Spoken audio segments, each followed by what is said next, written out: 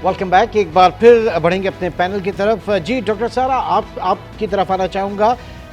अब इन हालात में जो जियोपॉलिटिकल हालात हैं इस वक्त, इजराइल पैलेस्टाइन तनाज़ा जो कि अब लेबनान और फिर ईरान में भी दाखिल हो चुका है, और दूसरी जानिब अमेरिका की जो इंगेजमेंट रशिया यूक्रेन के हवाले से, ये बताइएगा कि क्या कॉन्फ्लिक्ट रेजोल्यूशन में अमरीकी सदर कोई कायदाना किरदार अदा कर पाएगा? क्या उसकी इतनी अहमियत होगी या फिर दुनिया इसी तरीके से तकसीम दर तकसीम होने जा रही है आगे? देखिए, ये बड़ा ही एक ऐसा सवाल है जिसका कि फिलहाल वक्त आने पर ही पूरी दुनिया को जवाब मिलेगा। ये कहना कबल अज वक्त होगा कि जो आने वाला सदर है वो कोई रोल प्ले कर सकेंगे, क्योंकि ये वो सारी जिन जंगों का जिक्र किया, ये खुद अमेरिका की अपनी छेड़ी हुई हैं, और इन दोनों ममालिक को जो है अमेरिका की फुल सपोर्ट और हमायत हासिल है।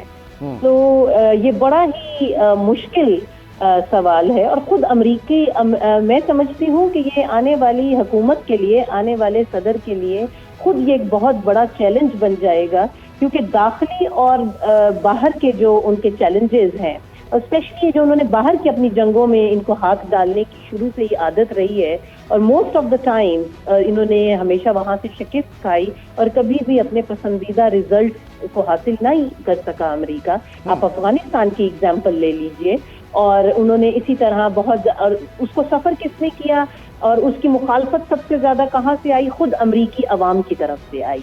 ठीक। अच्छा, ऐसे में फिर जो मुस्लिम वोटर है अमेरिका का, इसके ऊपर भी जरा रोशनी डालिएगा, फिर मैं डॉक्टर असगर की तरफ जाऊंगा कि जो अमेरिकी वोटर है, क्योंकि ज़ाहिर है कि पूरी दुनिया बिलखुसूस जो इस्लामिक ब्लॉक है, जो मुसलमान हैं, वो ये चाहते हैं कि किसी भी तरह से फौरी तौर पर जंगबंदी हो, जो गजा के ऊपर एक कहर ढाया हुआ है उसको बंद किया जाए। तो वो क्या चॉइस होगी फिर?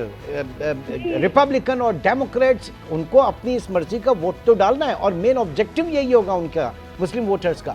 जी, मैं ये समझती हूँ कि इस वक्त हालिया वक्त के अंदर जो मुस्लिम अमेरिकन हैं और जो मुसलमान अमेरिका में हैं, वो शदीद एक हेल्पलेस सिचुएशन में है, क्योंकि वो डेमोक्रेट्स को तो आजमा ही चुके हैं कि उन्होंने क्या रोल प्ले किया है पिछले एक साल से, क्या तबाही मची है वहाँ गजा में, और जो अगर रिपब्लिकन्स हैं वो किस किस्म के बयानात दे रहे हैं और उनकी किस किस्म की पॉलिसीज वो बनाने जा रहे हैं।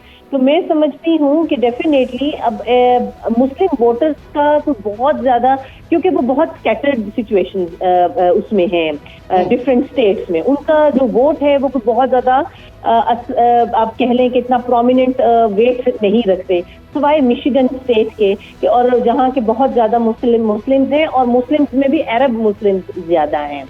तो उन्होंने एक बयान के मुताबिक जरा टेक लेते हैं। डॉक्टर असगर, आप क्या कहेंगे? जो मुस्लिम वोटर है वो इस वक्त क्या चाह रहा है? क्या ऑब्जेक्टिव है कि अगर वो वोट देते हैं तो किसको देंगे और क्यों देंगे? देखिए, अगर हम अमेरिकन मुस्लिम वोटर की बात करें तो वो इस वक्त ज्यादातर जो अब तक के जो भी अंदाजे सामने आए उसके मुताबिक वो चूंकि पाकिस्तानी सियासत से भी थोड़े बहुत मुतासिर हैं, और वो चाह रहे हैं कि वो ट्रम्प को वोट करें। शायद उनके ख्याल में कि ट्रम्प के इक़्तिदार में आने के बाद जो कुछ सियासी कैदी हैं पाकिस्तान में, उनकी आज़ादी के रास्ते हमवार हो सकते हैं।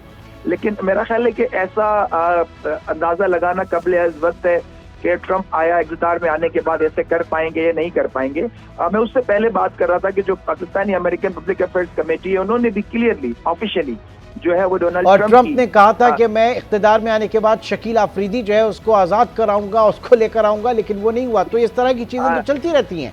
बिल्कुल, ये सियासी नारेबाजी तो हो सकती है, रिटोरिक्स तो हो सकते हैं। देखिए, अमेरिकन सिस्टम को समझने की जरूरत है कि प्रेसिडेंट इटसेल्फ खुद पॉलिसीज को उस तरह से जो है वो कॉन्स्टिट्यूट नहीं करते, बल्कि उनके जो इदारे होते हैं बहुत नीचे तक, अगर हम पाकिस्तान की बात करें, हम साउथ एशियन पॉलिसीज के हवाले से बात करें, तो उनके अपने अपने जो डेस्क होते हैं, उनके अपने अपने एक्सपर्ट्स होते हैं, और उनके अपने अपने जो रीजनल जो उनकी एम्बेसीज होती हैं, फिर उनके जो कॉन्सुलेट्स होते हैं, और फिर एक पूरा जो सिस्टम है उनका CIA का, और टोटल जो निज़ाम होता है, ये उस तरह से। सर, मैं डिस्कशन कंटिन्यू रखूंगा। एक छोटी सी ब्रेक की कॉल है, मैं डिस्कशन कंटिन्यू रखूंगा, एक छोटे से ब्रेक के बाद दोबारा मिलूंगा।